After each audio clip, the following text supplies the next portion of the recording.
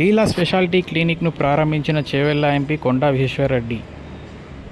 ఈ సందర్భంగా ఎంపీ కొండా విశ్వేశ్వరరెడ్డి మాట్లాడుతూ నాణ్యమైన వైద్యం అందించడంలో లీలా స్పెషాలిటీ క్లినిక్ క్రమశిక్షణతో స్థిరత్వంతో ముందుకు సాగాలని తెలిపారు.